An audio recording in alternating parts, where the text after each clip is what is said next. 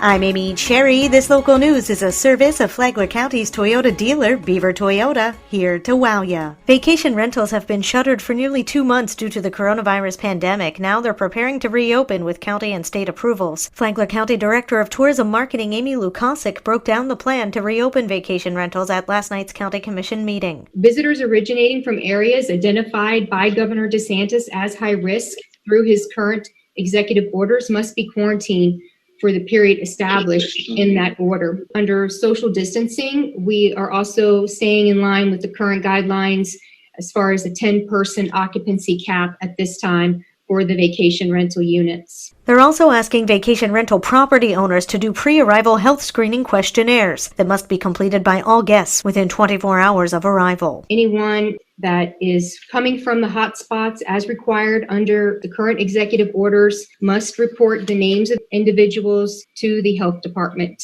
here in Flagler County. County commissioners voted on the plan. So, Mr. Erickson? Yes. Mr. Hanson? Aye. Mr. O'Brien? Aye. Mr. Mullins? Aye. And I say aye, so it passes unanimously. Good work, Amy. We do appreciate the efforts you've made. Now the plan goes to the State Department of Business and Professional Regulation for final approval. Fighting the COVID-19 pandemic has cost Flagler County $1.25 million in expenses so far. Most of those expenditures will be reimbursed by the federal government either through FEMA or Federal CARES Act dollars.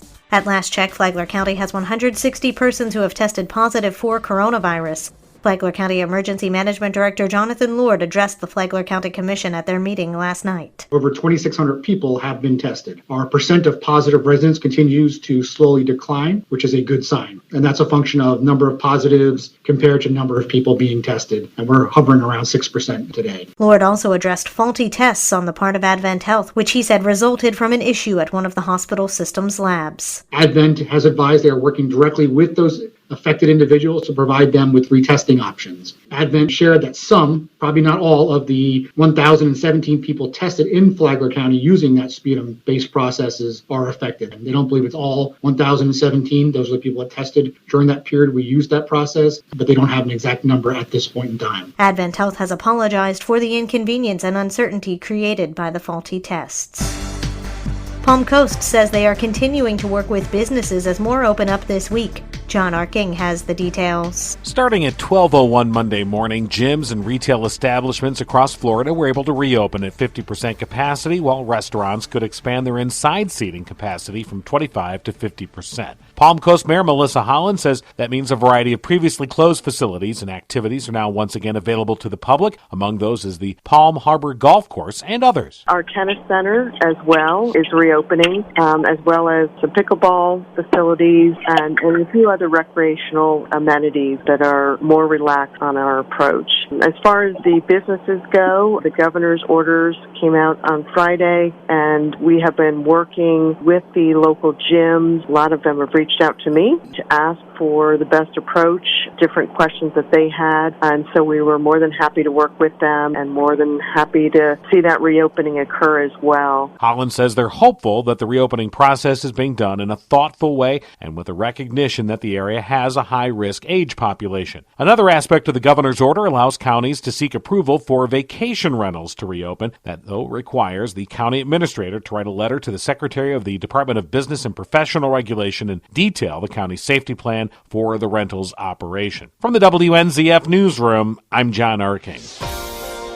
What might become of all the changes we've made because of COVID-19? 24th District State Representative Paul Renner says we could find ourselves safer and healthier in the future. Because people are washing their hands, not touching their face, doing things in an appropriate way to make sure that food is handled properly, that we're not on top of each other in an appropriate way that would cause transmissibility of a virus like COVID. Renner, who represents us in the State House at Tallahassee, said he's been around to businesses in the district and every one of them has something new to make people who visit them safer. To listen to the interview, download the Flagler radio app and then go to the Free for All Friday podcast. Tomorrow, Amy Lukasic, the Director of Tourism Marketing for Flagler County, talks about what the new tourism might look like in Florida. From the WNZF Newsroom, I'm Deb Albertson.